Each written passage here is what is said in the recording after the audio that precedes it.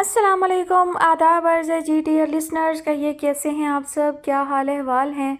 दुआ है, उम्मीद है आप सब खैरियत से होंगे। अल्हम्दुलिल्लाह मैं भी बिल्कुल खैरियत से हूँ। और जनाब नावल की नेक्स्ट एपिसोड के साथ हाज़िर हूँ। नावल जो है वो बहुत ही दिलचस्प होता जा रहा है और काफ़ी हार्ट टचिंग भी है, दुखी भी है, काफ़ी इमोशनल भी कर रहा है। देखते हैं आगे क्या होता है, चलते हैं एपिसोड की जानिब। नावल की फरमाइश हमसे की है बिलाल किंग ने। नावल का नाम है बिसाते दिल। मुसन्निफ़ा है आमना रियाज और आज आप सुनेंगे इसकी किस्त नंबर 20। अगली सुबह वो हस्बे मामूल ताख़ीर से बेदार हुआ था। इस वक्त तक हदीद ऑफिस जा चुका था और घड़ी की सुइयां 2 और 2:30 के दरमियान हरकत कर रही थी। लगता है हदीद साहब को ऑफिस जाने का बहुत शौक़ है। ये क्या बात हुई, मैं इतनी दूर से आया हूँ, कम से कम एक दिन तो ज़रूर उसे ऑफ करना चाहिए था। वो बेड ग्राउंड से टेक लगाकर बैठा हुआ था। दोनों हाथों की उंगलियां बाल संवार रही थीं और उसके हर अंदाज से किसी गहरी सोच की अक्कासी हो रही थी। मुलाजिम ने आगे बढ़कर बड़े मुअद्दिब अंदाज में कार्डलेस उसकी खिदमत में पेश कर दिया। ये क्या है, मैं जागते हुए लीची का जूस लेता हूँ, फ़ोन नहीं, उसने टपट कर कहा।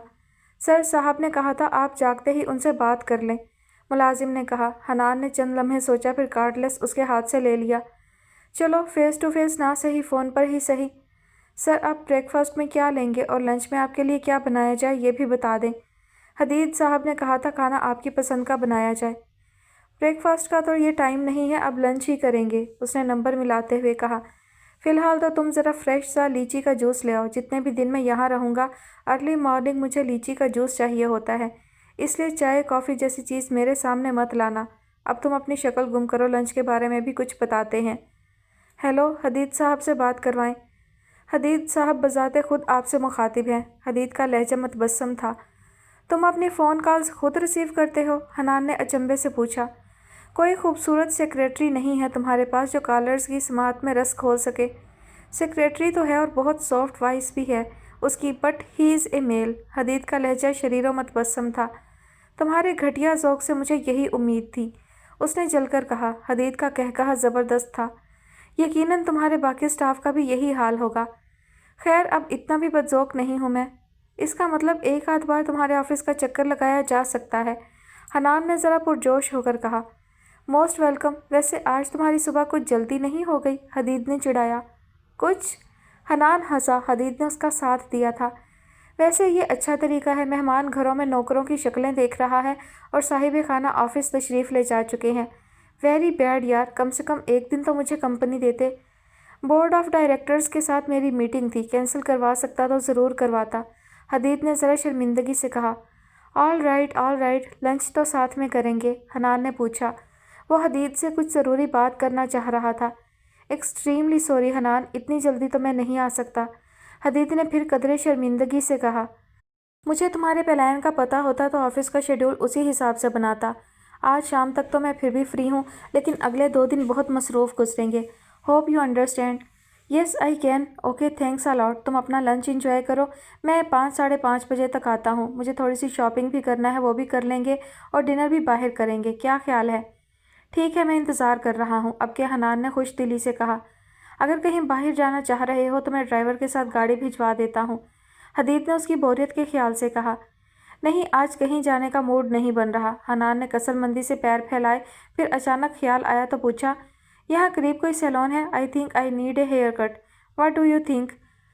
हदीद को सुनकर हंसी आ गई। नेक ख्याल है और मेरा ख्याल है तुम्हें सिर्फ हेयर कट की ज़रूरत ही नहीं, शेव करवाने की भी ज़रूरत है। मैं ड्राइवर को भिजवा रहा हूँ, वो तुम्हें उसी सैलून पर ले जाएगा जहाँ मैं रेगुलर जाता हूँ। बाल भी कटवाओ और शेव भी बनवाओ। तुम्हारी गर्लफ्रेंड्स तो शायद तुम्हें इस होलिये में बर्दाश्त कर लें, शमसा आंटी को तो बहुत सदमा पहुँचेगा। हनान कुछ कहने लगा था, एकदम लब भींच गया। लंच में जो भी खाना चाहो बाबर को बता दो, ही is a very good chef. अब अच्छा हो या बुरा, खाना तो उसी के हाथ का खाना पड़ेगा, हनान ने कहा। हदीद, तुम्हारी मॉम से बात हो या किसी और से तो प्लीज़ ये मत बताना कि मैं यहाँ हूँ तुम्हारे घर में। किसी और से मुराद जाहिर है कि बख्त नगर के मकीन थे, लेकिन हदीद कुछ कहते कहते रुक गया। Okay as you wish, Babar को लंच के मुतल्लिक बता ज़रूर देना। हदीद ने ताकीद के साथ फ़ोन बंद कर दिया। हनान ने कार्डलेस बेड पर उछाल दिया। फ़िलहाल हेडलाइन ही काफ़ी है, तफसील फिर कभी सुनेंगे। वो मुतमईन सा होकर उठा और विस्लिंग करता हुआ वाशरूम में घुस गया। 6 बाजी इत्थे ते एहो ही हुंदा है, एक कुड़ी गई ते दूजी आ गई, दूजी गई ते तीजी आ गई। तुसी कदों तिकर उसी एक कुड़ी दा काम दिल नू लाई रखना है। केती ने घुटनों पर रखा सर उठाकर गोशी को देखा। खाने के बर्तन मेज पर रख कर अब बड़ी फुर्ती से कमरे में बिखरा सामान समेटना शुरू कर दिया था। वो तमाम सामान जो गेती की अब तक जहनी हालत का शिकार बनकर उसी के हाथों वक्तन फवक्तन बिखरा था। एक बारी शीशे विच अपनी शक्ल वेखो, लगदा ही नहीं पिया कि तुसी ओही गेती हो, उच्ची लंबी रज के सोहनी। तुहाडे वर्गी ते एक भी पूरे गुलशन नगर विच नहीं। पता नहीं वो क्या क्या कह रही थी। वो तो बस गोशी को देख रही थी, जो कभी कभी मूड में होती तो पंजाबी में बात करती, आज तारीफें भी कर रही थी। शायद वो जानती थी कि गुलशन नगर में कोई भी ऐसा नहीं जो गेती आरा की जहनी हालत से आगाह हो और उसका दुख बांट सके। क्या थी गोशी? गुलशन नगर की मामूली सी मुलाजमा, जिसकी बदसूरती और जिस्मानी कमज़ोरी ने उसे आपा बेगम के हाथ का मोहरा बनने नहीं दिया। लेकिन ये मुझसे तो अच्छी है, काली है, इसके नकूश अजीब हैं, पस्ता कद है, पैर और बाजू में लगड़ाहट है, मगर इसका दिल अच्छा है।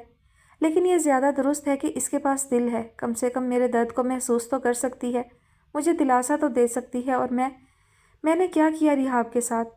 कतरा कतरा उबलता दर्द यकदम फिर जवार भाटे की तरह उबला था और उसे अपना सारा वजूद एक अनदेखी आग में जलता महसूस हुआ। गोशी, उसने आहिस्तगी से पुकारा। गोशी अपने दुपट्टे के पल्लू से ड्रेसिंग टेबल की सतह पर जमी गर्द साफ कर रही थी। रुककर उसे सवालिया नज़रों से देखने लगी। रिहाब कैसी है? बेडशीट के प्रिंट पर उंगली फेरते हुए उसने सरगोशी की थी। रब जाने जी, गोशी ने लापरवाही से कहा। मैं ते उन्हां नूं 3 दिनां तो नहीं देखिया, हो सकता है आपा बेगम उन्हां किते होर गल दिता होए। गेती के अंदर एक सर्द सी लहर उतरती चली गई। तो रिहाब चली गई कहाँ? पता नहीं उसका क्या हशर हुआ होगा, और अल्लाह जाने वो जिंदा भी होगी या। और इस यहाँ से आगे एक बड़ा सा सवालिया निशान मुंह फाड़े उसे निगलने को तैयार खड़ा था। उसकी भटकती हुई नज़र आईने तक चली गई, जहाँ उसका पूरा का पूरा अक्स दिखाई दे रहा था। थका हुआ मुजमहल वजूद, जिसने आपा बेगम की जन्नत की हवस में अपनी असली जन्नत कुर्बान कर डाली थी। और उसे क्या मिला था अब तक? बद्दुआएं, कोसने, जिल्लत, इज़्ज़त नफ्स की आबरू रेजी, बेहिसी, तंग दिली। आईने में मुनकिस होता उसका वजूद रिहाब के सरापे में ढल चुका था। वो देखती रही, सोचती रही। दरअसल उसे रिहाब का गम ना था, उसे तो अपना गम सताता था। अपने आने वाले कल की फिक्र मारे देती थी। आज रिहाब थी जिस मुकाम पर, कल को वहाँ गेती हो सकती थी, और यही अंदेशा उसकी जान को आ रहा था। उसने अब तक आपा बेगम की ज़ुबान पर एतबार किया था, लेकिन ऐसी औरतें जो अपना कारोबार जारी रखने के लिए किसी की जान लेने से भी गुरेज नहीं करती, उनकी ज़ुबान पर कब तक भरोसा किया जा सकता था? यही अंदेशा मुस्तकिल उसे परेशान किए दे रहा था। और सच बात तो यह है कि इस अंदेशे की सारी कारफरमाई उसके हसीन चेहरे पर अब नुमाया भी होने लगी थी। रंगत फीकी पड़ रही थी, आंखों के गिर्द की जिल्द गहरी हो रही थी, बाल बिल्कुल रूखे और बेजान से, और होंठ ऐसे खुश्क जैसे मुद्दतों से प्यासे हों। गेती आरा को पता ना था गोशी बज़ाहिर काम में मगन चुपके चुपके उसका जायज़ा लेते हुए अब उसे समझाने का इरादा भी तर्क कर चुकी थी। आखिर कोई कहाँ तक कोशिश किए जाए। तभी दरवाजे पर दस्तक हुई। गुलशन नगर की एक और मुलाजमा आपा बेगम का पैगाम लिए अंदर आई थी। आपा बेगम आपको बड़े हाल में बुला रही हैं और उन्होंने कहा है अपना हुलिया दुरुस्त करके आना, पार्टी आई है। यहाँ पार्टी किन मानों में इस्तेमाल होता है वो खूब समझती थी। मैं आती हूँ, तुम जाओ।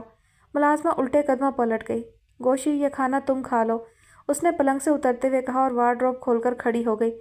ना जी ना, आपा बेगम को पता चला कि मैंने काम के वक्त इधर दावत उड़ाई है तो शामत आ जाएगी। गोशी ने कानों को हाथ लगाया। तब तक गेती एक सफ़ेद रंग का लिबास मुंतखब करके पलंग पर डाल चुकी थी। मैं तो जी बस एक बात कहने आई थी, और वो ये कि भूल जाओ कोई रिहाब थी। आगे जाकर आपको ज़िंदगी में 100 ऐसे लोग मिलेंगे, तो क्या हर एक की दफ़ा आपने यूं ही सोग मनाना है? भूल जाएं जी उस लड़की को, आपका फ़ायदा बस इसी में है। मेरा फ़ायदा किस में है ये तो मैं खुद भी नहीं जानती। हत्ता कि मैं तो ये भी वसूख से नहीं कह सकती कि रिहाब को भुला पाऊंगी या नहीं। मुझे खुद पर इतना इख्तियार होता तो क्या ये दिन देखना पड़ता? उसने कुड़कर सोचा और कुछ भी कहे बिना वॉशरूम में घुस गई। बालों को शैम्पू की ज़रूरत थी, मगर उस पर ऐसी बेजारी तारी थी कि मुंह धोकर बाहर निकल आई। तब तक गोशी खाने के बर्तन समेट कर जा चुकी थी। दरवाज़ा बंद था। उसने पलंग पर रखा लिबास उठाया, फिर बददिली से वापस रख दिया और आईने के सामने रुक कर ऐसी ही बददिली से अपना जायज़ा लिया। उसके कपड़े मलगजे सही मगर ठीक ठाक ही थे। उसने बाल ब्रश किए, ना चाहते हुए भी थोड़ी सी फाउंडेशन लगाई और चेहरे की पफिंग की। लिपस्टिक उठाई तो देर तक खाली खाली नज़रों से देखती रही, फिर एकदम फैसला कुन अंदाज में लिपस्टिक ड्रेसिंग टेबल पर लुढ़का दी। गरम शाल उठाकर अपने गिर्द लपेटती और कमरे से बाहर आ गई। आपा बेगम तक पहुंचने के लिए उसे अपने कमरे से निकलकर जीना अबूर करना था। वो छोटे छोटे कदम उठाती नीचे उतरने लगी। सीढ़ियों पर दबीज कारपेट बिछा था, लिहाजा चाप तो क्या उभरती, कदम कदम पर पैरों में पड़ी पाजेब का सांस बिखरने लगा। वसीओ अरीज लाउंज के अतराफ में खुलने वाली बड़ी बड़ी खिड़कियों से छन छन कर आने वाली रोशनी ने एक ख्वाबनाक सा पुरअसरार माहौल फैला रखा था। उस असरार को अक्सर उभरने वाले नकरई कहकहे मिटा रहे थे। उसने एक उचटती सी नज़र फर्शी नशिस्त संभाले लड़कियों पर डाली और आपा बेगम की तरफ आ गई। आखिरी जीने से 15 कदमों के फासले पर सोफ़ा अरेंजमेंट थी। वहीं आपा बेगम विराजमान थी, उस वसीओ अरीज और बेशकीमत लाउंज में सबसे ज़्यादा लश लश करती हुई। कभी कभी तो एकदम फैंसी लाइट लगने लगती थी। ये गेती आ रहा है, आपा बेगम ने अपने साथ बैठी औरत से उसका तारुफ करवाया। तब वो चौंकी और उसी अंदाज में वहाँ मौजूद उस दूसरी औरत को देखा। वो एक और आपा बेगम थी, इतनी ही ढेर सारी तैयारी के साथ, उतनी ही उम्र और उतना ही हुजम। आदाब, उसने फरीज़ा निभाकर आपा बेगम की तरफ सवालिया नज़रों से देखा। उसे अंदाज़ा ना हो सका कि वो औरत बहुत गहरी नज़रों से उसका जायज़ा ले रही है, ऐसी नज़रें जिनमें अचंभा साफ साफ लिखा था। हाँ, हम पहले भी मिल चुके हैं, बल्कि तुमने ही तो मुझे गेती से मिलवाया था। याद है गेती, मैं नैना हूँ, उस औरत ने दोस्ताना लहजे में कहा। तो वो चौंक कर उसकी शक्ल देखने लगी। ये चेहरा, हाँ शायद कभी मुलाकात हुई तो थी, लेकिन याद की चौखट खाली थी। दरअसल उसे चेहरे याद ना रहते थे। सरसरी मुलाकातों के तो नक्श भी धीमे बनते थे उसके जहन पर। हाँ, मैंने मिलवाया था गेती, वो बख्त पीरज़ादा का फ़ोन आया था, कहता था गेती आरा को डिनर पर ले जाना चाहता हूँ। मैंने कहा ज़रूर ले जाओ, गेती सोकर उठती तो बात करवा देती हूँ। अब तुम ज़रा उसे फ़ोन तो कर लो, प्रोग्राम सेट हो जाएगा। आपा बेगम की बातों में हुक्मिया तासुर था। वो सर हिलाकर वहीं साइड रैक में पड़े फ़ोन की तरफ मतवज्जा हो गई।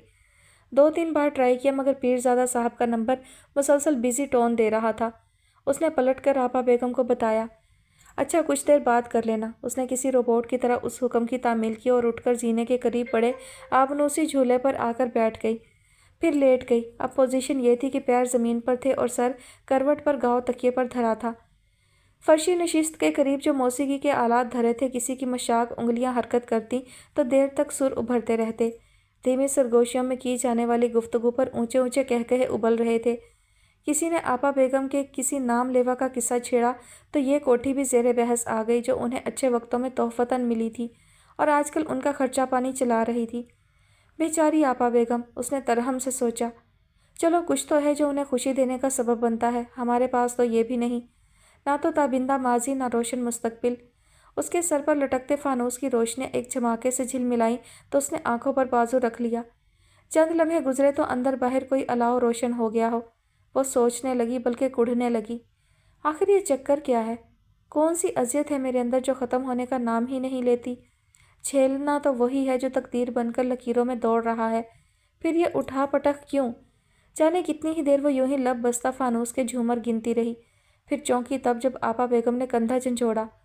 तुमसे भी तो हद है गेती, घंटा भर से आवाज़ें दे रही हूँ, मगर मजाल है जो तुम्हारे कान पर जूं भी रेंगी हो।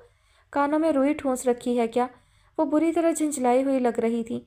गेती ने खिफ़्फ़त से देखा। वहाँ मौजूद सब लोग अपनी अपनी दिलचस्पियाँ तर्क करके उन दोनों की जानिब मतवज्जा थे।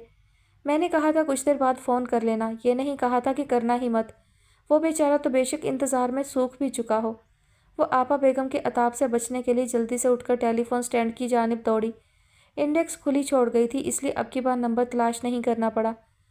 मुझे तो यकीन ही नहीं आ रहा कि ये गेती आ रहा है। रिसीवर कान से लगाए कॉल रिसीव होने का इंतज़ार करते हुए उसने नैना की आवाज़ सुनी थी। ये वो वाली गेती तो नहीं लगती जिससे तुमने मिलवाया था, बहुत मुख्तलिफ लगती है उस वाली से। भाई मान गए गुलशन आरा, तुम्हें नक्शा ही बदल डाला है। उसके लहजे में बेहद सताइश थी। हमने किसी को क्या बदलना है नैना, आपा बेगम ने गहरी सांस भरकर कहा। तब्दीली वहीं आती है जहाँ गुंजाइश होती है, और इस लड़की में गुंजाइश थी, मुझे एक ही नज़र में अंदाज़ा हो गया था। लेकिन पहले तो तुम कहती थी कि बहुत तंग करती है। इतना तो हर नई आने वाली तंग करती है, मगर ये संभल भी जल्द ही गई थी। मैंने कहा ना, इसमें गुंजाइश थी। बात यह है, गुलशन के इज्जत का चस्का होता ही बुरा है। हम जैसों को लग जाए तो और भी बुरा। नैना की हंसी में जहर शामिल था। ऐसा ही जहर उसकी रगों में फैल गया। फ़ोन रिसीव किया जा चुका था। दूसरी तरफ से बड़ी वाज़ेह हेलो हेलो सुनाई देने लगी, मगर वो जवाब देने से कासिर थी, क्योंकि उसके दिमाग पर तो एक ही जुमला हथौड़े बरसा रहा था। तब्दीली वहीं से आती है जहाँ गुंजाइश होती है, और इस लड़की में गुंजाइश थी। उसने सुलगती हुई निगाह आपा बेगम पर डाली। उसके वजूद को कोई दहकते कोयलों से दाग रहा था और चीखें उसके लबों पर आकर दम तोड़ने लगी थी। हाँ भाई, ये जो नया ड्रामा शुरू किया है, ज़रा इस पर तो रोशनी डालो। आपा बेगम ने कमरे में दाखिल होते हुए गोया उस पर धावा बोल दिया था, और जाहिर है कि उसके पास इस सवाल का जवाब नहीं था, तभी बिल्कुल खामोशी से गोद में रखे हाथों पर नजरें जमाकर बैठी रही। आपा बेगम ने चंद लम्हे उसके जवाब का इंतजार किया और उन्हीं चंद लम्हों में कड़ी नज़रों से उसका जायजा लिया। रूखे बाल, बेरौनक चेहरा, कुछ कुछ रंगत में घुली सर्दी। बज़ाहिर जो तब्दीली रूनुमा हुई थी वो इतनी अहम ना थी। असल चीज़ वो थी जो उसके जहन में कुलबुला रही थी, और आपा बेगम को उसी एक चीज़ का सुराग लगाना था। ये थी, उन्होंने साबका अंदाज़ों से मुखातिब किया। मुझे तुम्हारी खामोशी से कोई मतलब नहीं है। जो पूछा है उसका जवाब चाहिए। तुम्हें पता है मैं इतनी फारिग नहीं हूँ कि घंटों तक बैठकर तुमसे सवाल जवाब करती रहूँ, और ना ही इतनी बर्दाश्त है मुझ में कि तुम मुसलसल तमाशे किए जाओ और मैं खामोशी से सह जाऊँ। इसलिए बेहतर होगा कि मुझे यहाँ वहाँ उलझाने की बजाय सीधे स्वभाव असल वजह बता दो अपने इस गैर मामूली रवैये की। गेती कुछ कहने की कोशिश में अपने लब कुचलने लगी। वो आपा बेगम की नफ़ी कर देना चाहती थी, मगर जानती थी उस जैसी ज़ीरक निगाह और शातिर औरत से झूठ बोलना आसान नहीं है, वो भी इस सूरत में जबकि वो एक मर्तबा उससे अच्छी खासी बदतमीज़ी कर चुकी थी और उस पर मस्तजाद बख्त पीरज़ादा के साथ जाने से भी इनकार कर दिया था। असल में तो इस दूसरी वजह की बदौलत ही उसे जवाब तलबी की जा रही थी। गेती, आपा बेगम की आवाज़ में तहकम था। मेरा रवैया आपको गैर मामूली क्यों लग रहा है आपा बेगम? ऐसी तो कोई बात नहीं। आपा बेगम को समझने में तुमने गलती की है गेती। जो औरत उड़ती चिड़िया के पर गिन सकती हो, वो क्या तुम्हारा झूठ नहीं पकड़ सकती? आपा बेगम ने झिंझलाकर कहा। मुझे सिर्फ इतना ही बता दो कि बख्त पीरज़ादा के साथ क्यों इनकार किया है। हाथ आई लक्ष्मी अपने हाथों से गंगा में बहा देने वाले की अकल पर अफसोस ना किया जाए तो और क्या किया जाए। मैं थक गई हूँ आपा बेगम, थोड़ा आराम करना चाहती हूँ। बेसाख्ता कहते हुए उसने अपना सर हाथों में गिरा लिया। ऐसी कौन सी कड़ी मुशक्क़त कर ली बीबी कि आराम करने के ख्वाब देखने लगी? बड़ी गहरी काट थी लहजे में। ये जो ज़िंदगी है ना, इसकी मिसाल समंदर की तरह है। हम इंसानों को खुद जिंदा रखने के लिए, खुद को डूबने से बचाने के लिए हाथ पैर मारना ही पड़ते हैं। जो थक गया वो डूब गया। क्यों खुद को गर्क करने की तैयारी कर रही हो गेती? आपका लहजा ज़रा नरम था, शायद उसकी कोई पिछली अच्छाई याद आ गई थी। मैं थकी ज़रूर हूँ, मगर बिल्कुल हाथ पैर छोड़कर नहीं बैठ गई। मुझे सिर्फ चंद दिनों की रिहाई चाहिए आपा बेगम। कुछ सुकून की सांस लेना चाहती हूँ खुली फ़िज़ा में। उसने इल्तिजा की। हाँ तो ठीक है, ये बख्त पीरज़ादा तुम्हें भूरभन ले जाना चाह रहा है। फ़िज़ा बदलेगी, तुम भी फ्रेश हो जाओगी। आपा बेगम ने फ़ौरन हल ढूंढ निकाला। केती ने बेसाख्ता सर उठाकर उस बेहिस औरत को देखा। और भूरभन की उस बदली हुई फ़िज़ा में मुझे क्या करना होगा? उस बुढ़े का दिल बहलाना होगा। कहाँ का सुकून, कहाँ का इत्मीनान। आपा बेगम को उसका अंदाज़ सख्त नागवार लगा। यही बुढ़ा तुम्हारी किस्मत बदल सकता है। अकल की अंधी, हुकूमत का बंदा है। इसके ज़रिए क्या क्या काम निकलवाए जा सकते हैं तुम्हें अंदाज़ा भी नहीं। मुझे अंदाज़ा लगाने का शौक़ भी नहीं है।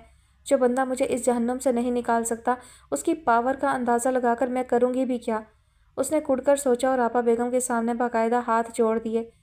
मुझे बख्शें आपा बेगम, मेरी जहनी हालत इस वक्त इस सतह पर है कि अगर मुझसे कोई काम करवाया गया तो कुछ उल्टा सीधा कर बैठूंगी। मुझे अपना वजूद ही मुताफ़न लगने लगा है। कराहियत होती है मुझे इस काम से। वो बाकायदा सिसक उठी। आपा बेगम को पत्ते अपने हाथ से निकलते महसूस हो रहे थे। कोई और होता तो शायद वो गेती की बात मान भी लेती, लेकिन बख्त पीरज़ादा को इनकार करना किसी मुसीबत को मोल लेना था। बदबख्त उस बुढ़े का दिल भी तो सिर्फ गेती पर आया था। हुमायूं सुलेमान के शनासा में से था। उसी के किसी फंक्शन में गेती को देखा और फिदा हो गया। ऐसे में गेती की बेजा जिद उन्हें ताव दिला रही थी। हो तो यह भी सकता था कि उससे ज़बरदस्ती काम निकलवाया जाता, मगर हर काम का कोई ना कोई सलीका होता है। उन्होंने गेती के हाथ थामकर उसके करीब नशिस्त संभाल ली। अच्छा, बस ये आखिरी काम, इसके बाद तुम्हें लंबी छुट्टी मिलेगी, कम से कम 3 महीने की। 3 महीने कम नहीं होते, 90 दिन तो होते ही हैं। और फिर आप सच कह रही हैं? वो जो आपा बेगम के यूं अचानक राज़ी हो जाने पर बेयकीनी से उनका चेहरा देख रही थी, बात कता करते हुए बोली। सच ना बोलने की कोई वजह? आपा बेगम ने उल्टा उसी से पूछा। बस तुम ये काम अच्छे तरीके से संभालो, उसके बाद तुम्हारे ऐश ही ऐश। लेकिन वो अभी भी बेयकीन थी। आप बाद में मुकर तो नहीं जाएंगी? उसने झिझकते हुए पूछा। ये गुलशन आरा की ज़ुबान है मेरी जान। दुनिया इधर से उधर हो सकती है, मगर गुलशन आरा अपनी ज़ुबान से नहीं फिर सकती। आपा बेगम ने एक मुतकब्बराना तबस्सुम उसकी नज़र किया।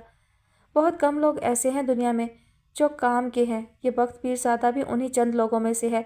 یوں سمجھو پروجیکٹ ہے یہ تمہارا، مٹھی میں آ گیا تو وارے نیارے ہو جائیں گے ہمارے تمہارے۔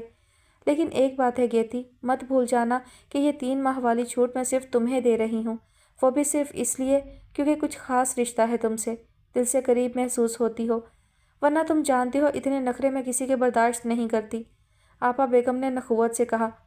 اور ہاں، آج تو پھر بھی میں نے تمہارا یہ الٹا سیدھا حلیہ برداشت کر لیا، مگر آئندہ میں ایسی لاپرواہی نہ دیکھوں۔ گلشن نگر کا کوئی معیار ہے، سمجھی؟ آپا بیگم نے کہا۔ اس نے دھیان نہ دیا۔ کفت سے وقتی ہی صحیح مگر رہائی کی نوید جنت کی بشارت سے کم نہ تھی۔ اس کے سارے وجود میں توانائی از سر نو دوڑ گئی۔ حدید نے 5:30 کا وقت دیا تھا مگر اس کی واپسی 8:15 بجے ہوئی تھی۔ اس وقت تک حنان ٹی وی دیکھ کر ٹائم پاس کرتے کرتے بھی اکتا چکا تھا۔ ماشاء اللہ کیا پنکچویلٹی ہے، ذرا اپنی رسٹ واچ پر نظر ڈالیے محترم، آپ کے 5:30 بہت دیر میں بجے ہیں۔ اس کے مسلسل شرمندہ کرنے والے جملوں کے جواب میں حدید مسکراتا رہا تھا۔ ویسے اس انسانوں والے حلیے میں خاصے اچھے لگ رہے ہیں۔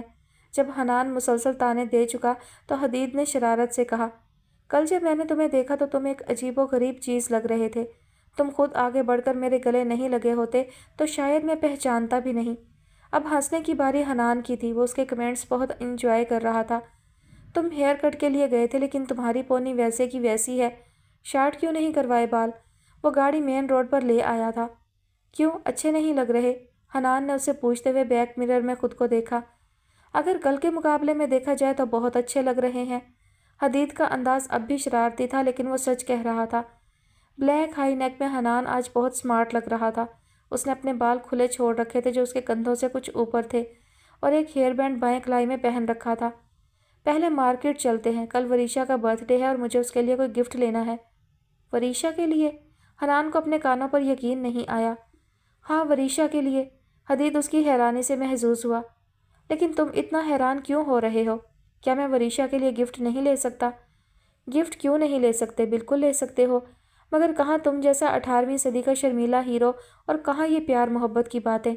حنان نے اس پر طنز کیا۔ وہ برا منائے بغیر مسکراتا رہا۔ شرمیلا تو خیر میں بالکل نہیں ہوں، البتہ میری کچھ لیمٹس ہیں جنہیں کراس کرنا میں مناسب نہیں سمجھتا۔ اوہ گاڈ، تمہارا یہ بورنگ فلسفہ، حنان نے بیزاری سے کہا۔ چھوڑو یہ بوگس باتیں، تم سے مجھے کسی لمبے چوڑے افیئر کی توقع تو ہے نہیں۔ یہ بتاؤ دعوت ولیمہ کب کھلا رہے ہو؟ اپنی طرف سے اس نے ابھی بھی طنز کیا تھا۔ انشاءاللہ جلد ہی، حدید کا جواب اسے ہکا بکا کر گیا۔ اس منتھ کے لاسٹ ویک میں تو میری اور وریشا کی باقاعدہ منگنی ہو رہی ہے۔ واقعی؟ حنان کو یقین ہی نہیں آ رہا تھا۔ خیر بہت اچھی خبر ہے، مبارک ہو، بورنگ لو سٹوری ہی صحیح لیکن کسی کی لو سٹوری تو انجام کو پہنچی۔ حدید نے ہنستے ہوئے گاڑی تیسرے گیئر میں ڈال دی تھی۔ تمہارا گھر بہت پیارا ہے، تم نے ڈیکوریٹ بھی بہت اچھا کیا ہے، لیکن مجھے یہاں گرینری کی کمی بہت محسوس ہوتی ہے، اس لیے میں یہ تھوڑے سے انڈور پلانٹس لے آئی ہوں۔ اس کی سوالیہ نظروں کے جواب میں شمسا نے جلدی سے کہا، ساتھ ہی دروازہ کھولتے ہوئے ڈرائیور کو ہدایات دینے لگی۔ جلدی سے گملے لا کر یہیں لابی میں رکھ دو خورشید، پھر دیکھتے ہیں انہیں کہاں سیٹ کرنا ہے۔ اور سنو، بہت احتیاط سے گملے لے کر آنا، اتنے خوبصورت اور نفیس گملے ہیں، ذرا سی خراش بھی آ گئی تو ساری خوبصورتی ماند پڑ جائے گی۔ شاہ نواز نے گہری سانس بھرتے ہوئے بڑی بے بسی سے پہلے لابی کے فرش پر رکھے گملے کو دیکھا، پھر شمسا کو دیکھا۔ اس کے منع کرنے کے باوجود وہ اس بار بھی اس کے گھر کی آرائش کے لیے اچھا خاصا خرچہ کر آئی تھی۔ اور یہ کیا ہے؟ اس نے لنچ باکس کی طرف دیکھتے ہوئے پوچھا جو شمسا نے آتے ہی اسے پکڑا دیا تھا۔ ولی بابا نے اسپیشلی تمہارے لیے چکن چاؤمین بنایا تھا، لیکن پھر یاد آیا کہ اب تو تم ہمارے ہاں ہوتے ہی نہیں، تو میں سارے کا سارا تمہارے لیے پیک کروا لائی ہوں۔ شاہ نواز ایک دفعہ پھر گہری سانس بھر کر رہ گیا تھا۔ ولی بابا نے غلطی سے اس کی پسند کی ڈش تیار نہیں کی ہوگی، بلکہ شمسا خالہ نے ان سے یہ ڈش تیار کروائی ہوگی۔ وہ جب سے الگ گھر میں شفٹ ہوا تھا شمسا کا یہی معمول تھا، ڈنر تو تقریباً روز ہی وہی لاتی تھی۔ جس دن کسی وجہ سے نہ آ سکتی تو ملازم کے ہاتھ بھجوا دیتی اور کہتی یہ تھی کہ یہ ڈش بنی ہوئی تھی، مجھے یاد آیا تمہیں پسند ہے تو لے آئی۔ وہ شمسا کو مصروف چھوڑ کر اندر آ گیا۔ جہانگیر لاشاری پہلے ہی اندر آ چکے تھے اور اس وقت نظر کا چشمہ لگائے فلور کشن پر آرام دہ انداز میں بیٹھے نیوز بلیٹن سن رہے تھے۔ کیمل کلر کے شلوار سوٹ میں بہت سمارٹ لگ رہے تھے۔ آپ خالہ جان کو منع کیوں نہیں کرتے؟ جہانگیر لاشاری نے نا سمجھی کے انداز سے اسے دیکھا تو وہ بولے، خالہ آپ کے گھر کا بجٹ میرا گھر سجا سجا کر اور مجھے اچھے اچھے کھانے کھلا کھلا کر خراب کر رہی ہیں۔ شکایتی انداز میں کہتا وہ کچن میں آ گیا تھا۔ یہ تمہارا اور تمہاری خالہ کا آپس کا معاملہ ہے، میں اس میں کچھ نہیں کہہ سکتا۔ اس نے جہانگیر لاشاری کی متبسم آواز سنی تھی۔ شاہ نواز نے ملازم کو باہر بھیج دیا اور خود ہی لنچ باکس کھول کر نوڈلز نکالنے لگا۔ بالکل ٹھیک، اس نے شمسا کی آواز سنی۔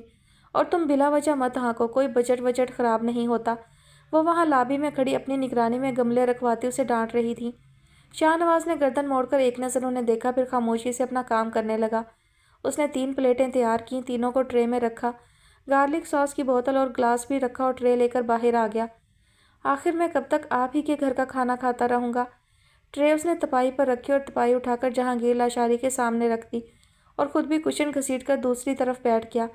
کیا غیروں جیسی بات کر رہے ہو شاہ نواز؟ جہانگیر لاشاری نے ٹی وی کی آواز کم کرتے ہوئے کہا۔ اس میں غیریت کی کوئی بات نہیں، جب آپ کے گھر میں تھا تو وہیں کا کھاتا تھا، لیکن اپنے گھر میں ہوں تو مجھے یہ بات کچھ مناسب نہیں لگتی کہ ہر روز آپ کے گھر سے کھانا آئے۔ اس نے ایک پلیٹ جہانگیر لاشاری کے سامنے رکھتے ہوئے کہا۔ بہت خوب، تمہاری ماں پکا پکا کر بھیجتی تب بھی یہی کہتے؟ شمسا نے کمر پر ہاتھ رکھ کر کڑے تیوروں سے اسے گھورا اور وہ جو نوالا منہ میں رکھ رہا تھا ان کے اس انداز پر بے ساختہ ہنس دیا۔ وہ دوسری بات ہے خالہ، اس نے کہا۔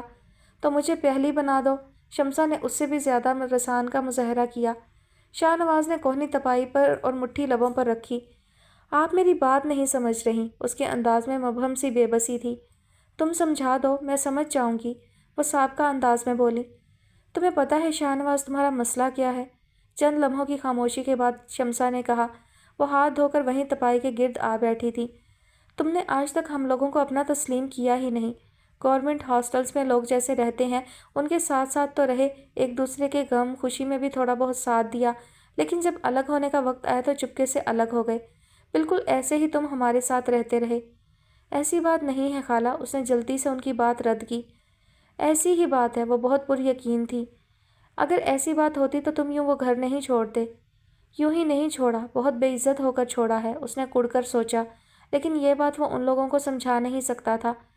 یہ موضوع چھوڑ دیں خالہ، کبھی نہ کبھی تو مجھے اپنا گھر بنانا ہی تھا، اب اس کے پیچھے کوئی بھی وجہ رہی ہو، لیکن اہم چیز یہ ہے کہ گھر بن تو گیا۔ اس نے طریقے سے بات سمیٹی۔ گھر؟ یہ گھر ہے، شمسا نے کہا۔ ایک اکیلا انسان گھر نہیں بنا سکتا شاہ نواز، گھر فیملی بناتی ہے۔ میری بات مانو تو شادی کر لو، تمہاری بیوی آئے گی تو خود بخود اس بیابان میں زندگی کے آثار نمایاں ہوں گے۔ مجھے تو یہاں آ کر بہت عجیب سی فیلنگ ہوتی ہے، تم پتہ نہیں کیسے رہ رہے ہو۔ یہ بڑا اچھا آئیڈیا ہے، جہانگیر لاشاری نے بے ساختہ شمسا کو سراہا، پھر شاہ نواز سے مخاطب ہوئے۔ کیوں برخوردار، کوئی لڑکی ہے نظر میں؟ ان کا انداز شریر تھا۔ شاہ نواز مسکرانے لگا۔ میری نظر میں کوئی لڑکی نہیں ہے، انفیکٹ میں نے کبھی اپنی شادی کے متعلق نہیں سوچا۔ کیوں نہیں سوچا؟ سوچنا چاہیے تھا، جہانگیر لاشاری نے سابقہ انداز میں کہا۔ اس عمر میں تو ہر لڑکے کی زندگی میں کوئی نہ کوئی لڑکی ضرور ہوتی ہے۔ انفیکٹ جب میں تمہاری عمر کا تھا تو 3 تو میری ہی نظر میں تھیں۔ اتنی پرانی بات کیوں بتا رہے ہیں، یہ بتائیں اب کتنی ہے؟ شمسا نے فوراً حساب برابر کیا تھا۔ جواباً دونوں مرد حضرات کا زوردار قہقہہ گونجا۔ سیریسلی شاہ نواز، ہے کوئی لڑکی تو بتاؤ، ہم بات چلاتے ہیں، ویسے بھی یہی پرفیکٹ عمر ہے شادی کی، اب نہیں کرو گے تو کب کرو گے؟ شمسا کچن سے پانی لینے گئی تھیں جب جہانگیر لاشاری نے اس سے کہا۔ میں نے بتایا نا سر، میں نے کبھی اس بارے میں سوچا ہی نہیں۔ بڑی عجیب سی بات ہے کہ تم نے شادی کے متعلق نہیں سوچا، حالانکہ آج کل تو لڑکے قد بعد میں نکالتے ہیں اور شادی کے متعلق پہلے سوچنا شروع کر دیتے ہیں۔ وہ دونوں ہنسنے لگے۔ کس بات پر ہنسا جا رہا ہے؟ شمسا پانی لے کر آئیں تو بولنے لگی۔ نتھنگ اسپیشل، جہانگیر نے کہا۔ میں سوچ رہا تھا شاہ نواز کی تو کسی لڑکی سے دوستی بھی نہیں ہے، ورنہ ہم اسی سے اس کی پسند ناپسند کا اندازہ لگا لیتے۔ اس کی ضرورت نہیں ہے سر، شاہ نواز نے مسکراتے ہوئے کہا۔ میرے اگلے 3-4 سال کی پلاننگ میں شادی کا کوئی ذکر نہیں ہے۔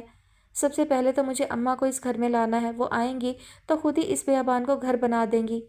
ویری گڈ، شمسا نے پرجوش ہو کر کہا۔ وہ اس بات پر حیران تھی کہ یہ خیال اس کے ذہن میں آیا کیسے۔ آپا کو لانے کا سوچ رہے ہو، بہت خوب، کب جا رہے ہو انہیں لینے؟ ان کی ایکسائٹمنٹ شاہ نواز کو شرمندہ کر گئی۔ اتنی جلدی کیسے جا سکتا ہوں، ابھی تو ارادہ کیا ہے، ابھی تو کتنی ساری کٹھنائیاں عبور کرنا پڑیں گی، تب کہیں جا کر منزل تک پہنچوں گا۔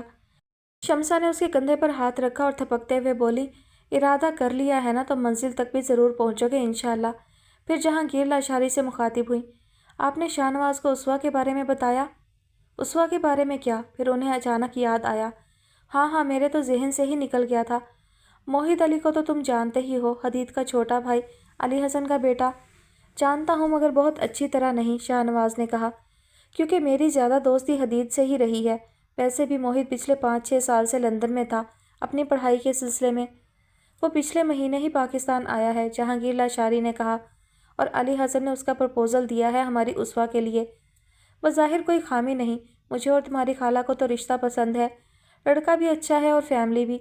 तुम्हारी इस बारे में क्या राय है? फैमिली तो खैर अच्छी है, लड़का भी अच्छा है। मेरी मुलाकात हुई है उससे कुछ रोज़ पहले। मेरा ख्याल है प्रपोज़ल ओके करने में कोई मज़ायका नहीं है, लेकिन वो पल भर को झिझका। लेकिन आप लोग एक बार उसवा की मर्ज़ी मालूम कर लें। जब ज़िंदगी उसे गुजारना है तो पसंद नापसंद भी उसी की होनी चाहिए। इसकी तुम फिक्र मत करो, तुम्हारी खाला उससे पूछ चुकी हैं और उसने फ़ैसले की ज़िम्मेदारी हमें सौंपी है। शाहनवाज ने बेसाख्ता सुकून का सांस लिया, क्योंकि उसवा की तरफ से वो अभी तक फ़िक्रमंद था। उसे हारिस की सारी हकीकत से आगाह कर देने के बावजूद उसे लगता था कि उसवा अब तक उसके दाम से नहीं निकल सकी। जब आप दोनों मुतमईन हैं तो मेरे कुछ कहने की गुंजाइश ही नहीं। वो मुस्कुराया था। ठीक है, फिर कोई इसी महीने की अच्छी सी तारीख देख कर मंगनी कर देते हैं, और शादी उसवा की पढ़ाई मुकम्मल होने के बाद। क्या ख्याल है? जहांगीर लाशारी ने सवाल दोनों से किया था, लेकिन देखा शमसा की तरफ था। हाँ ठीक है, जाहिर है शादी की तैयारी के लिए भी कुछ वक्त चाहिए होता है, शमसा ने पुरसोच अंदाज में कहा। फिर शाहनवाज से मुखातिब हुई, तुम ऑफिस कब ज्वाइन कर रहे हो? ऑफिस? शाहनवाज ने हैरानी से उन्हें देखा। हाँ, हमारा ऑफिस। आपको सर ने नहीं बताया? उसने तायीद तलब नज़रों से जहांगीर लाशारी को देखा। मुझे एक कंपनी की मेन ब्रांच में सीनियर मैनेजर की जॉब मिल गई है। आजकल मैं वहीं होता हूँ। मैं जानती हूँ, शमसा ने कहा, लेकिन मैं चाहती हूँ तुम जहांगीर लाशारी का साथ भी नहीं छोड़ो। गो कि यह बहुत बड़ी खुदगर्जी है, तुम बहुत प्रेशराइज हो जाओगे। लेकिन फिर भी प्लीज़ शाहनवाज, पिछले 1 महीने में जहांगीर काम के पीछे पागल हो गए हैं। ना आराम करने का वक्त मिलता है, ना अपनी सेहत का ख्याल रखते हैं। प्लीज़ शाहनवाज, इसे मेरी रिक्वेस्ट समझ लो। हनान से तो खैर कोई तवक्का करना ही फजूल है। उनका अंदाज़ ऐसा था, शाहनवाज मजबूर सा हो गया। मेरी जॉब भी नई नई है, बहुत कोशिश भी करूं तो 2 दिन हफ्ते में निकाल सकता हूं। उसने चेहरे पर दोनों हथेलियां फेरते हुए कहा। आई एम सॉरी सर, इतनी जल्दी तो बस 2 दिन भी बहुत हैं यार। जहांगीर लाशारी ने पुरजोश तरीके से उसका हाथ दबाया। I am very thankful. तुम्हारे साथ काम करने की इतनी आदत हो गई है कि अब मैं खुद को लाचार महसूस करता हूँ। ऐसा लगता है मेरा दायां हाथ ही कट गया है। क्यों शर्मिंदा कर रहे हैं सर? शाहनवाज ने झींप कर कहा। मैं क्यों शर्मिंदा करने लगा? तुम मेरी फीलिंग्स नहीं समझ सकते। ये सुनकर कि तुम फिर से ऑफिस आया करोगे, मैं इतनी रिलैक्सेशन फील कर रहा हूँ कि। वो हंसते हुए कह रहे थे। और मुझसे ज़्यादा तो तुम्हारा स्टाफ खुश होगा। हर रोज़ कोई ना कोई किसी बहाने से पूछने आ जाता है कि शाहनवाज सर कब आएंगे। कल ही भट्टी साहब कह रहे थे, अगर चंद रोज़ के अंदर शाहनवाज वापस नहीं आया तो फाइनेंस डिपार्टमेंट की कारकर्दगी बिल्कुल ज़ीरो हो जाएगी। Thank you Shahnawaz. शमसा बेहद मशकूर हो रही थी। शाहनवाज ने मुस्कुराते हुए उनके दोनों हाथ थाम लिए। बहुत खूब, हनान ये सब करता तब भी आप यही कहती? उसने जुमला लौटाया। हनान ने जो किया उसी का कर्ज तो उतार रही हूँ। मुस्कुराते लबों के साथ उन्होंने दुखी दिल से सोचा। मैं अपने और सर के लिए कॉफ़ी बना रहा हूँ, आप क्या लेंगी खाला? शाहनवाज पूछते हुए उठ खड़ा हुआ। वो किसी गहरी सोच में थी, यानी हशर सामा वजूद हाजिर, दिमाग गायब। सोच जो माजी के किसी तारीख कुएं में भटक रही थी। हलचल का शिकार तब हुई जब उसे अपने हाथ पर ढेरों सुइयां हरकत करती महसूस हुई। ये किसी कन खजूरे का लम्स था जो अपने ढेरों नोकीले पैरों के साथ उसके बरहना बाजू की तरफ बढ़ रहा था। इंतहाई चौंक कर उसने बिल्कुल लाशऊरी तौर पर दाएं जानिब देखा। क्या सोच रही हैं? बख्त पीरज़ादा ने भरपूर तबस्सुम उसकी जानिब उछालकर दोनों हाथ स्टेयरिंग पर टिका दिए। गेती आरा ने बेसाख्ता अपने हाथ की जानिब देखा। अभी चंद लम्हे पहले उसी शख्स का हाथ उसके हाथ पर था। क्या हुआ, आपकी तबीयत ठीक है? बख्त पीरज़ादा ने अब के कदरे तशवीश से नज़र उसके चेहरे पर डाली। वो एक ऐसा सजा संवरा बेहद खूबसूरत मुजस्समा दिखाई दे रही थी जिसके चेहरे पर किसी ने जर्द रंग फेर दिया हो। Yes of course. वो अपने माथे पर चमकते पसीने को गैर महसूस अंदाज में पोंछते हुए बदिक्कत मुस्कुराई। नहीं, मुझे आपकी तबीयत ठीक नहीं लग रही। यूँ करते हैं, पहले डॉक्टर के पास चलते हैं, फिर मैं आपको गुलशन नगर ड्रॉप कर दूंगा। उसने तायीद लेने वाले अंदाज में उसे देखा, तब वो पल भर को गड़बड़ा गई। गो के खुद भी वो यही चाहती थी, मगर इतनी जल्दी वापस जाकर जो आपा बेगम के 101 सवालों का जवाब देना पड़ना था, वो बहुत बड़ी मुसीबत थी। फिर उनकी नसीहतें भी याद आ गई थी और वो आज़ादी का एहसास। उसने बेसाख्ता गहरी सांस ली, जैसे सचमुच खुले आसमान तले खड़ी हो और कैद से रिहाई पा चुकी हो। शॉपिंग ना करवाने का अच्छा बहाना ढूंढा है आपने। आपा बेगम के पढ़ाए हुए सारे असबाक जहन में ताज़ा हुए तो आपो आप एक दिलकश मुस्कुराहट लबों पर आ रुकी। अरे खूब, वो गोया महजूज हुआ। मैं तो आपके ख्याल से कह रहा था, वरना कौन बदबख्त आपकी हमसफरी से इतनी जल्दी महरूम होना चाहता है। ये शॉपिंग और डिनर तो महज एक बहाना है, असल मकसद तो आपकी खूबसूरत संगत में कुछ वक्त बिताना है। गेती आरा ने सरसरी सी नज़र उस शख्स पर डाली जिसे अल्फाज के इस्तेमाल का सलीका तो था, मगर उसके अल्फाज जादू से यकसर खाली थे। वो 50 से 55 की उम्र का रहा होगा। लिबास अच्छा था मगर उस पर जचता ना था। सफ़ेद पड़ते बालों को खूब जमा जमा कर डाई किया गया था। बार बार हंसता था और हंसते हुए ऊपर के जबड़े में लगा सुनहरी दांत साफ दिखाई देता था और उसकी शख्सियत के तासुर को कुछ और नागवार बना देता था। गेती जवाब देने की बजाय सीडीज कलेक्शन देखने लगी। लगता है आपको गज़ल का बहुत शौक है, उसने एक सीडी कवर को उलट पलट कर देखते हुए कहा था। अरे बहुत, उसने एहतियात से मोड़ काटा था। किसी ज़माने में हम भी फास्ट म्यूज़िक के शैदाई हुआ करते थे, मगर अब हमें धीमे सुर अच्छे लगते हैं, आपकी तरह। ये तो आखिरी अल्फाज बेहद एहतमाम से उसकी समात में उंडेले गए थे। वो नाज से मुस्कुरा दी। मुझे मुन्नी बेगम की आवाज़ पसंद है। सिर्फ सुनती हैं या खुद भी तबाह आजमाई करती हैं? अक्सर, वो सरसरी बताकर एक सीडी लगाने लगी, मगर दुरानी ने हाथ पकड़कर रोक दिया। तो फिर आज हमें फैज़याब होने का मौका दीजिए। फरमाइश बहुत लगावट से की गई थी। अरे नहीं, उसने झीप कर हाथ छुड़वाया और सीढ़ी रखकर ठंडी हो बैठी। मैं तो बस यूं ही कभी कभार तन्हाई में गुनगुना लेती हूँ, इससे ज़्यादा तो कुछ भी नहीं कि फरमाइश पूरी कर सकूँ। मैं तो ये भी नहीं कह सकता कि फ़िलहाल खुद को तन्हा समझ लें, इसमें भी सरासर हमारा ही नुकसान है, मगर महज 2-4 अशार प्लीज़। छोड़िए पीरज़ादा साहब, अल्लाह ने हमें ये गुण दिया होता तो क्या ही बात थी। कम से कम पेट भरने के लिए रूह तो रहन ना रखना पड़ती। एक शक्ल अच्छी दी थी अल्लाह ने, साथ में बुरी किस्मत से भी नवाज दिया और शक्ल के वसीले से काम पर लगा दिया। काश मैं लूली लंगड़ी होती, लोग मेरे चेहरे से कराहियत महसूस करके मुंह मोड़ लिया करते। मैं किसी कचरे के ढेर पर गल सड़कर मर जाती, पर यह तो ना होता जो अब हो रहा है। एक तो आप सोचती बहुत हैं भाई, मैं हमातन गोश हूँ। वक्त पीरज़ादा की आवाज़ उसे फिर से खींच लाई। क्यों शर्मिंदा करते हैं पीरज़ादा साहब, उसने जल कर कहा। बाखुदा फटा हुआ ढोल हूँ मैं, कभी आप गुलशन नगर आइएगा फुर्सत से, फिर हम आपको रेशम की आवाज़ सुनाएंगे। बहुत सुर में गाती है, यूँ लगता है रूह तक सैराब हो गई। जाने किस दिल से उसने तलखी हज़म की थी। हम तो एक ही बार आए थे फुर्सत से, फिर फुर्सतें कुछ ऐसी मसरूफ़ हुई कि कुछ सुझाई ही नहीं दिया। आपको शायद वो दिन याद ना हो, हमें याद है। उस रोज़ आपने जर्द रंग का लिबास पहन रखा था। गेती ने कदरे ताज्जुब से गर्दन मोड़कर उसे देखा। कमाल है, मैं तो अब तक ये समझे बैठी थी कि हजूर अल्फाज के मुनासिब इस्तेमाल से ना आशना है। भाई ये तो पक्का खिलाड़ी लगता है। कुछ कहेंगी नहीं? क्या कहूँ, उसने बेबसी से कहा। आप इतनी खूबसूरत बातें करते हैं कि अपने सारे अल्फाज उनके सामने कमतर लगने लगे हैं। उसने भी बड़ी महारत से पत्ता फेंका। हमारी खूबसूरत गुफ्तगू का सेहरा भी आप ही के सर है। हम सफ़र खूबसूरत हो तो गुफ्तगू खूबसूरत हो ही जाती है। वैसे आज आप बहुत प्यारी लग रही हैं। मैं बहुत देर से आपकी तारीफ़ के लिए मुनासिब अल्फाज तलाश कर रहा था जो आपके शायाने शान भी हों।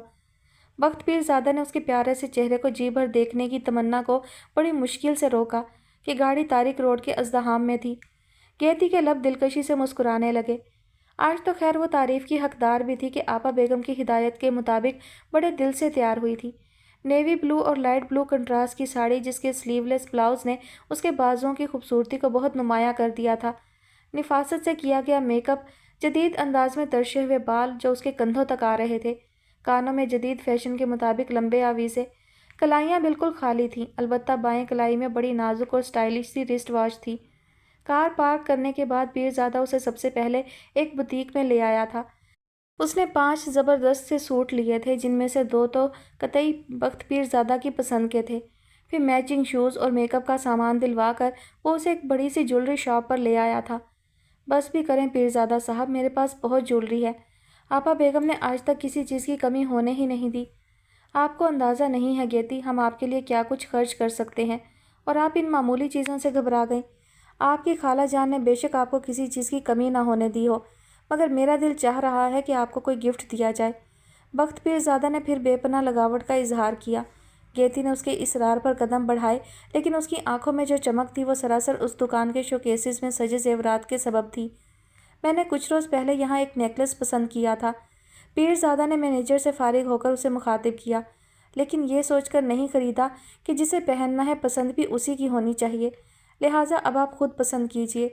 سیلز مین کھٹاک کھٹاک کر کے کئی ڈبے شوکیس کی سطح پر ترتیب وار سجا رہا تھا۔ ایسی خیرہ کن چمک نے اس کی آنکھوں کے ساتھ ساتھ سماعت پر بھی اثر کیا تھا۔ بخت پیرزادہ کی آواز کہیں پس منظر میں چلی گئی۔ وہ ایک ایک نیکلس پہن پہن کر دیکھ رہی تھی، گو کہ اس کے پاس سچ مچ قیمتی زیورات کی کمی نہیں تھی۔ اتنا دیکھ چکی تھی کہ اس کی جگہ کوئی صابر شاکر قسم کی لڑکی ہوتی تو اب تک اوب چکی ہوتی، مگر وہ جو ایک ہوس ہوتی ہے نا، وہ اس کے اندر سے نکلتی ہی نہ تھی۔ اور سے اور زیادہ کی ہوس اسے بے چین رکھتی تھی۔ میں بھی کتنی بے وقوف ہوں، پیرزادہ کے ہاتھ سے ایک نیکلس لے کر اپنی گردن سے لگاتے ہوئے اس نے بڑے تمسخرانہ انداز میں سوچا۔ دیوار میں نصب قد آدم آئینے میں اس سمیت ساری شاپ کا جگمگ کرتا منظر دکھائی دے رہا تھا۔ ابھی تھوڑی دیر پہلے میں کیا اول فول سوچ رہی تھی کہ اللہ نے مجھے کوڑے کے ڈھیر پر پیدا کیا ہوتا، لو خام خواہی میں کیوں گل سڑ کر مرتی۔ اللہ نے مجھے اس لیے پیدا نہیں کیا، اس نے تو مجھے شہزادیوں کی طرح زندگی گزارنے کے لیے پیدا کیا ہے۔ وہ سوچ رہی تھی، مسکرا رہی تھی۔ اس کی گردن بے حد خوبصورت لگ رہی تھی۔ اس کی نگاہ اپنے عکس کے عقب میں دوسرے کاؤنٹر کے قریب کھڑے اس لڑکے پر پڑی جو بلیک ہائی نیک میں ملبوس تھا اور اپنے لمبے بالوں کی اس نے پونی بنا رکھی تھی، اور وہ مسلسل اسی طرف دیکھ رہا تھا۔ آئینے میں نظر ملتے ہی اس نے بھرپور دوستانہ مسکراہٹ کیتی کی طرف اچھال دی تھی۔ یہ نیکلس اتنا خوبصورت نہیں ہے، مگر آپ کی گردن میں آ کر اس کی خوبصورتی بڑھ گئی ہے، بخت پیرزادہ نے کہا۔ کیتی کے فخر و انبساط میں اضافہ ہوا تھا۔ تبھی لاشعوری طور پر رخ بدلتے ہوئے اس کی نظر پھر اسی لڑکے پر چلی گئی جو اپنے دوست سے کچھ کہہ رہا تھا۔ پھر اس نے بھی نظر اٹھا کر گیتی کی طرف دیکھا اور کوئی کمنٹ پاس کیا تھا۔ اس کے بعد وہ دونوں ایک دوسرے کے ہاتھ پر ہاتھ مار کر ہنسنے لگے تھے۔ گیتی کو کیا پرواہ، اسے تو لوگوں کی ایسی حرکتوں اور نظروں کی عادت ہو چکی تھی، مگر ذرا دیر کو دل جلا ضرور۔ بہت ہنسی آ رہی ہے، کیڑے پڑے تمہاری خوشیوں کو ہماری خوشی خاک میں ملاتے ہو، دفعہ دور۔ میں کیوں جل جل کر اپنا خون خشک کروں؟ بھئی ہماری تو یہی زندگی ہے، اور سچ تو یہ ہے کہ کیا مزے کی زندگی ہے۔ ہاں تھوڑی مشقت زیادہ ہے، مگر خوشی بھی تو زیادہ ہے۔ اس کی خوشی کا معیار جو تھا وہ اس کے سامنے شوکیسوں میں سجا ہوا تھا، اور اس وقت وہ ہواؤں میں اڑ رہی تھی۔ قسمت ہو تو ہمارے جیسی، جہاں جاتے ہی انٹرٹینمنٹ کا سامان ہمارے لیے پہلے سے وہاں موجود ہوتا ہے۔ حدید بڑی توجہ سے ایک لیڈیز بریسلیٹ دیکھ رہا تھا جب اس نے حنان کو کہتے سنا اور سر اٹھا کر تعجب سے اس کی طرف دیکھا۔ Look at your left side, Hanan نے آنکھوں سے دائیں جانب اشارہ کرتے ہوئے دھیمی آواز میں کہا تھا۔ حدید نے فوراً اس کی طرف دیکھا۔ دائیں طرف والے کاؤنٹر کے آخری کونے میں نیوی بلو کلر کی ساڑی میں ایک لڑکی موجود تھی جو زیور پہن پہن کر دیکھ رہی تھی۔ کیسی ہے؟ اس نے پھر حنان کی آواز سنی جس میں ہلکا سا اشتیاق اور شرارت تھی۔ اچھی ہے، حدید نے کاؤنٹر کی جانب پلٹتے ہوئے کہا، لیکن جن انکل کے ساتھ آئی ہے وہ زیادہ ہینڈسم ہے، اسپیشلی ان کی توند تو بہت ہی کیوٹ ہے۔ وہ دونوں ایک دوسرے کے ہاتھ پر ہاتھ مار کر ہنسنے لگے۔ نہ صرف انکل کی توند کیوٹ ہے بلکہ بہت لکی بھی ہیں انکل، اتنی خوبصورت بیٹی جو دی ہے اللہ نے۔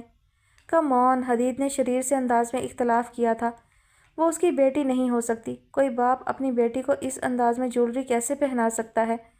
پہنا لینے دو، حنان نے بات قطع کی، کیونکہ چند روز بعد یہ لڑکی میرے ساتھ ہوگی، پھر انکل کو اسے جولری پہنانے کا موقع کہاں ملے گا؟ حنان نے اتنے پر یقین انداز میں دعویٰ کیا تھا کہ حدید ٹوک بھی نہیں سکا۔ ویسے بھی ٹوکنے کا کوئی فائدہ نہ ہوتا، اسے پتا تھا حنان کہہ رہا ہے تو واقعی چند روز بعد ایسا ہی ہوگا۔ کیا بکواس کر رہے ہو، اور اسے بار بار دیکھنا بند کرو۔ دوسروں کی بیویوں کو یوں گھور گھور کر دیکھنے پر جوتے بھی پڑ جاتے ہیں۔ یہ اس کی بیوی نہیں ہے، حنان نے بے ساختہ کہا۔ تم اتنے یقین سے کیسے کہہ سکتے ہو؟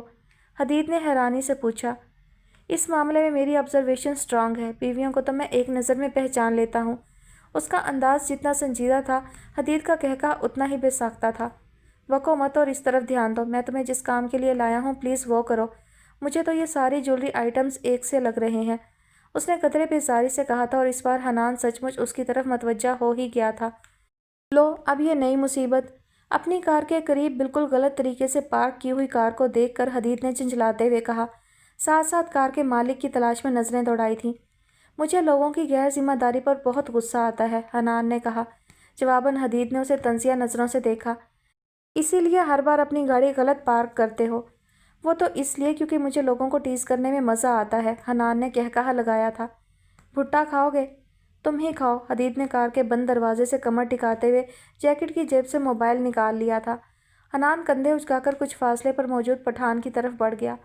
حدید کے انکار کے باوجود وہ 2 بھٹے لایا تھا۔ ایک اس نے حدید کو پکڑا دیا، دوسرا خود لے کر گاڑی کے بونٹ پر چڑھ کر بیٹھ گیا اور دانہ دانہ ٹونگتے ہوئے اطراف کا جائزہ لینے لگا۔ انتہائی پر رونق جگہ تھی، آنا جانا خوب لگا ہوا تھا، بچوں کی شرارتیں تھیں، بڑوں کی اپنی الجھنیں۔ جس جگہ ان کی کار پارک تھی اس کے عین سامنے بڑی بڑی جولری شاپس تھیں۔ تیز روشنیوں نے ہر چیز کو اجال رکھا تھا۔ عقب میں ٹریفک کا شور۔ یہ شعوری عمل تھا یا لاشعور کی کسی خواہش کی تکمیل؟ یوں ہی گردن گھماتے ہوئے اس کی نظر سامنے کی اس شاپ پر جا رکی جہاں سے وہ دونوں کچھ دیر پہلے باہر آئے تھے۔ شفاف شیشے کی دیواروں کے اندر باہر کے منظر کو کسی طرح بھی پوشیدہ نہیں رہنے دیا تھا، اور بلو کلر کی ساڑی میں ملبوس وہ قاتل سراپا اس کی نگاہوں کی زد میں تھا۔ وہ کھانا بھول کر چند لمحے اسے دیکھتا رہا۔ بلا شبہ وہ اس جگمگ کرتی شاپ کی سب سے قیمتی اور خوبصورت شے لگ رہی تھی۔ حدید، اس نے یکدم حدید کو متوجہ کیا۔ اگر 1 منٹ کے لیے ہم یہ فرض کر لیں کہ وہ لڑکی اس شاپ کا حصہ ہے، یعنی فور سیل ہے، تو تمہارے خیال میں اس کی قیمت کیا ہوگی؟ پتہ نہیں، حدید نے بیزاری سے کہا، میں نے کبھی ایسی شاپنگ نہیں کی۔ حنان بے ساختہ ہنسی اور پھر سے دانے منہ میں اچھالنے لگا۔ حنان، چند لمحے کی خاموشی کے بعد حدید نے سلسلہ کلام جوڑا تھا، اب کیا ہوا؟ اس نے بہت سوچ سمجھ کر سوال کیا تھا۔ حنان نے ناسمجھی سے اسے دیکھا۔ میرا مطلب ہے اب تم نے کون سا کارنامہ انجام دیا ہے جس کی وجہ سے شمسی آنٹی نے تمہیں گھر سے نکال دیا ہے؟ کسی میں اتنی ہمت نہیں ہے کہ مجھے ہی گھر سے نکال دے، حنان نے زہر خند انداز میں کہا۔ میں نے خود گھر چھوڑا تھا۔ یہی تو میں پوچھ رہا ہوں کہ، حدید نے جھنجھلا کر کہا۔ چلو انہوں نے تمہیں نہیں نکالا، تم نے خود گھر چھوڑا، مگر کیوں؟ حنان نے لب بھینچ لیے۔ ظاہر ہے اصل بات تو اسے نہیں بتائی جا سکتی تھی کہ بہرحال اس کا گھر چھوڑنے کے پیچھے جو محرک تھا وہ اس کے لیے اچھی خاصی سبکی کا باعث تھا۔ تمہیں پتہ تو ہے حدید، ہمارا تو وہی مسئلہ زیر بحث ہے۔ میں نے اپنے فادر کی پراپرٹی کی ڈیمانڈ کی تھی، انہوں نے حسب معمول اور حسب توقع انکار کیا۔ میں نے ذرا ایموشنل ہو کر گھر چھوڑ دیا، مگر بعد میں خیال آیا کہ یہی تو وہ لوگ چاہتے ہیں کہ میں درمیان سے نکل جاؤں، مگر میں بھی انہیں اتنے آرام سے اپنا حصہ ہڑپ کرنے نہیں دوں گا۔ لوہے کے چنے نہ چبوا دیے تو حنان قادر نام نہیں میرا۔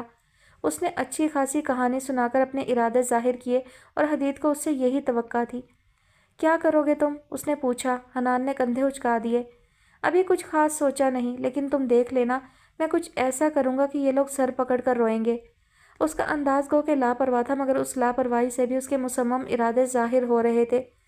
حنان، مجھے تمہارے ذاتی معاملات میں دخل دینے کا حق نہیں ہے، لیکن ایک دوست کی حیثیت سے میں اپنا فرض سمجھتا ہوں کہ تمہیں تمہارے غلط ارادوں سے باز رکھوں۔ حدید نے سنجیدگی سے کہا۔ غلط ارادے؟ کون سے غلط ارادے؟ حنان نے اس سے بھی زیادہ سنجیدگی کا مظاہرہ کرتے ہوئے کہا۔ حدید نے بے بسی سے اسے دیکھا۔ جہانگیر انکل پہلے بھی تمہاری وجہ سے ہاسپٹلائزڈ رہے ہیں۔ آئی ڈیم کیئر، اس نے سابقہ انداز کے ساتھ کچھ بے حسی سے بھی کہا۔ اس شخص نے میری زندگی برباد کی ہے، میں اس کا سکون برباد کروں یہ میں اپنی ذمہ داری سمجھتا ہوں، حالانکہ جو اس نے کیا یہ اس کی بہت معمولی سی قیمت تھی۔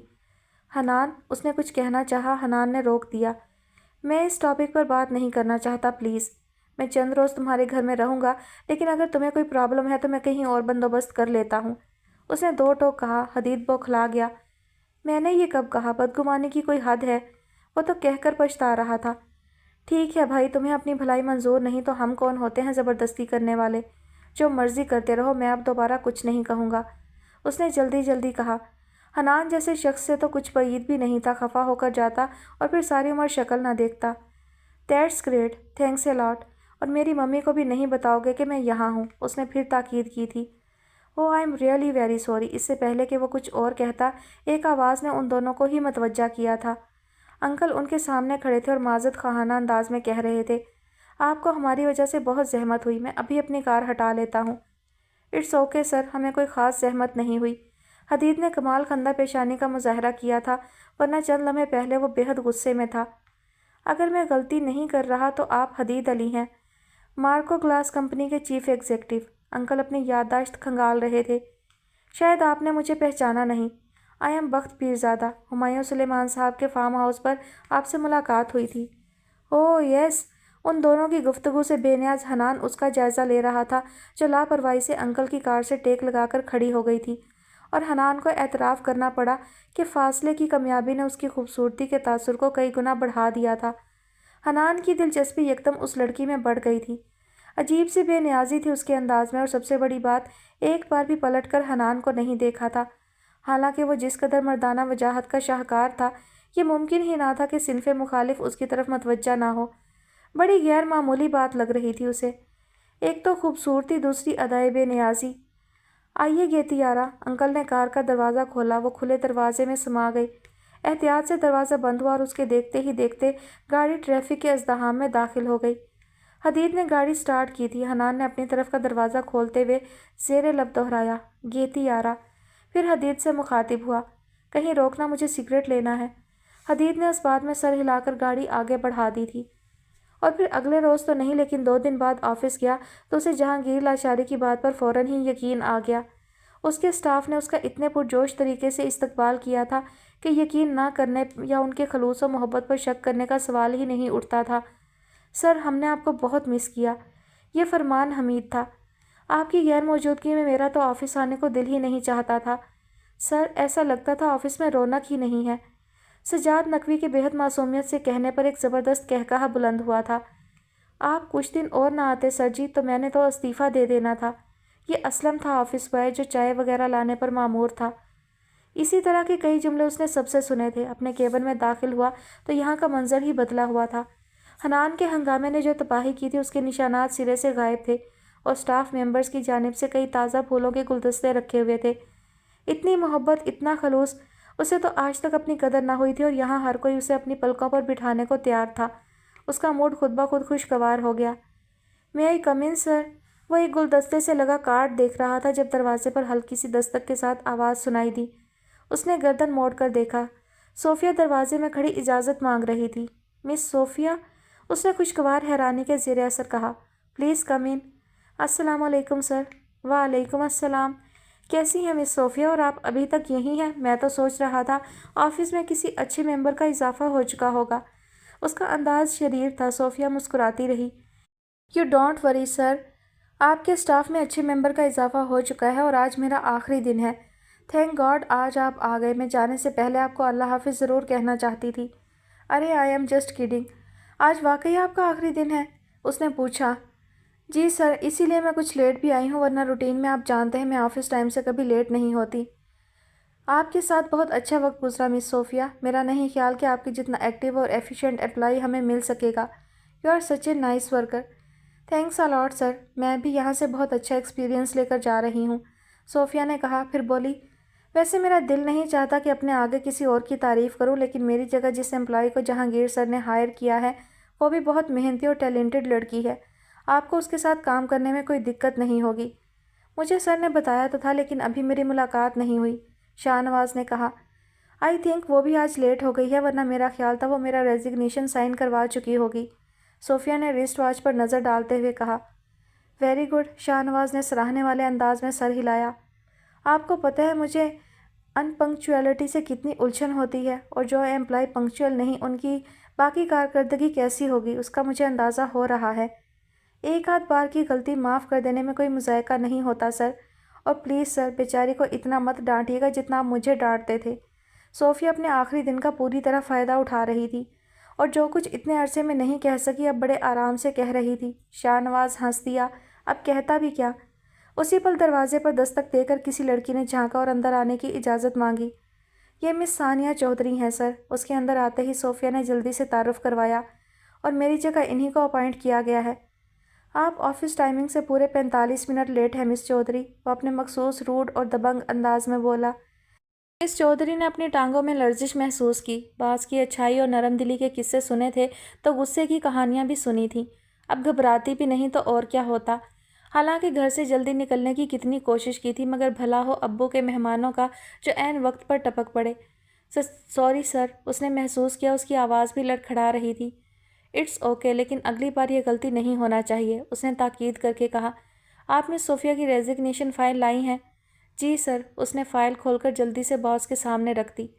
سر، آپ کو یاد ہے لاسٹ ٹائم آپ نے جو انٹرویوز لیے تھے ان کینڈیڈیٹس میں ایک مس ثانیہ بھی تھیں، اور آپ نے انہیں ریجیکٹ کر دیا تھا۔ وہ سائن کر رہا تھا جب صوفیہ نے اچانک پوچھا۔ اس نے بالکل لاشعوری طور پر بے ساختہ نظر اس پر ڈالی جو دل ہی دل میں صوفیہ کی اس حرکت پر پیچ و تاب کھا رہی تھی۔ یہ لڑکی آخر کب یہ بات بھولے گی، اس نے کڑ کر سوچا۔ शाहनवाज को चेहरे कभी नहीं भूलते थे। उसे मिस चौधरी का चेहरा भी याद आ गया था। इसे किसने अपॉइंट किया? ये सवाल उसके चेहरे पर लिखा था। इन्हें सरला अशारी ने अपॉइंट किया है सर, और आपको इनके साथ काम करके अंदाज़ा होगा कि ये कितनी काबिल हैं। शुक्र है सरला अशारी के पास जौहर शनास नज़र है, वरना आपको सारी ज़िंदगी पछतावा रहता। सानिया का दिल चाहा उसके मुंह पर हाथ रख दे। वैसे मान लीजिए सर, आपके पास जौहर शनास नज़र नहीं है। पहली बार आपने मुझे भी रिजेक्ट कर दिया था, उसने मुंह बनाकर कहा। शाहनवाज ने बमुश्किल अपना कहकहा रोका और फ़कत मुस्कुराता रहा। माशाअल्लाह, सेल्फ कॉन्फिडेंस तो आप में कूट कूट कर भरा हुआ है। Thank you so much sir, आपका ये फ़िक्रा भी मैंने नोट कर लिया है, क्योंकि जितना अरसा मैंने यहाँ काम किया, ज़्यादा से ज़्यादा 5 बार आपने मेरे काम की तारीफ़ की होगी, और 5 जुमले मुझे बड़े तारीख़ी लगते हैं। माई गॉड, अब की बार उसने हंसने में कंजूसी नहीं की। मुझे बिल्कुल भी अंदाज़ा नहीं था मिस सोफिया कि आप इतना बोलती हैं, और मुझे भी अंदाज़ा नहीं था सर कि आप हंस भी सकते हैं, और वो भी इतना मुसलसल। उसने हिसाब बराबर किया और उठ खड़ी हुई। ये मेरी शादी का कार्ड है सर, आप आएंगे तो मुझे बहुत खुशी होगी। एक आखिरी बात कहूँ सर, प्लीज़? मैं खुद को कहने से रोक नहीं पा रही। शाहनवाज ने कार्ड हाथ में लेते हुए सवालिया और इस्तफहामिया नज़रों से उसे देखा। आप मुस्कुराते हुए बहुत अच्छे लगते हैं सर, मुस्कुराते रहा कीजिए। मसाइल का क्या है, वो तो ज़िंदगी के साथ साथ चलते ही रहते हैं, लेकिन इंसान को मुस्कुराना नहीं भूलना चाहिए। ये सानिया भी बिल्कुल आपके जैसी है। मैं इसे ऑफिस वर्क के साथ साथ हंसना सिखाती रही हूँ, मगर ये नहीं सीखती। हंसना तो इसे आता ही नहीं, अलबत्ता गलती से कभी कभी मुस्कुरा लेती है। सोफ़िया अपनी झोंक में बोल रही थी। सानिया का चेहरा खिफ़्फ़त से लाल हो गया। शाहनवाज से गलती हुई। उसने सानिया के चेहरे पर फैले रंगों को बहुत दिलचस्पी से देखा। उसी पल सानिया ने शर्मसारी से मगलूब होते हुए शायद लाशऊरी तौर पर उसकी जानिब देखा था, और अगले ही लम्हे नज़रें झुका ली थी। एक लम्हा, फ़कत एक लम्हा, जो उन दोनों के माबैन आया और बिना अपनी चाप उन दोनों की समाज से टकराए गुजर गया। मगर उसी एक लम्हे को तकदीर ने चुपके से अपनी मुट्ठी में कैद कर लिया था, और अपने आप में मगन शाहनवाज मलिक नहीं जानता था कि उसे इस ऑफिस में दोबारा आने पर शमशा या जहांगीर के इसरार ने मजबूर नहीं किया, बल्कि उसकी बदबख्ती उसे यहाँ घसीट लाई थी। मोहब्बत बदबख्ती का ही तो दूसरा नाम है।